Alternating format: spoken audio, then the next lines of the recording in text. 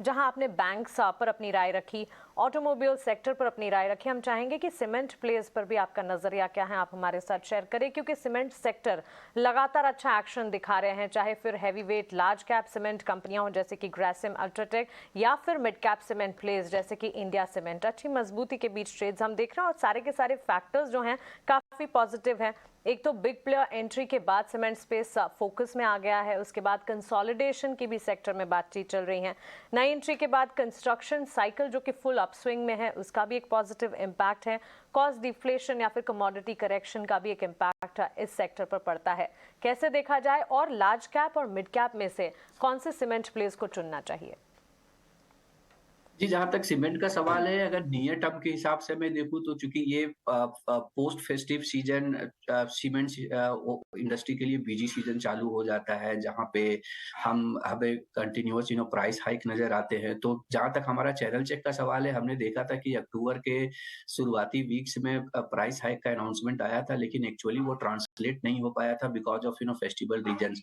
तो अभी चूँकि जो रीसेंट ये हम लोग जो सीमेंट में तेज़ी देख रहे हैं, यहाँ पे एक जनरल कंसेंसस है कि प्राइस हाइक होंगे और जो होने भी चाहिए considering the kind of input cost rise जो सीमेंट इंडस्ट्री ने देखा है, तो उसके हिसाब से मुझे लगता है सीमेंट एक प्राइस हाइक आना चाहिए और जिसकी वजह से सीमेंट स्टॉक्स में तेज़ी दिखने को मिल रही है। और बट ओवरऑल लॉन्ग टर्म का अगर मैं देखूँ पर्सपेक्टिव से तो आपके जैसे ने कहा है कि जब अभी अडानी ग्रुप आने के बाद वो काफ़ी उनका जो एग्रेसिवनेस जो दिख रहा है सीमेंट इंडस्ट्री में कैपेसिटी ऐड करने को, डबल करने को बात कर रहा है। At the same time UltraTech also seem to be quite aggressive. तो अभी ये इतना आसान नहीं होगा छोटे सीमेंट कंपनियों के लिए going forward to remain in the play.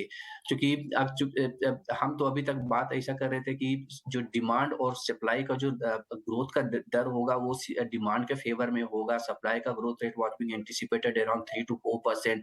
अभी वो चीज़ मुझे फिर से रिवर्स होता दिख रहा है इन फेवर ऑफ सप्लाई। तो मुझे लगता है इसके चलते लॉन्ग टर्म पर्सपेक्टिव के हिसाब से मैं देखूँ तो cement prices might remain under pressure over the long time और उतना ज़्यादा बढ़ोतरी आपको देखने को नहीं मिले। तो उस केस में हमारा जो बेट होगा वो long term large cap stocks की ओर ज़्यादा होगा जो कंसिस्टेंटली मार्केट शेयर गेन कर रहे हैं या चाहे मार्केट शेयर अपना मेंटेन करे जैसे कि अल्ट्राटेक।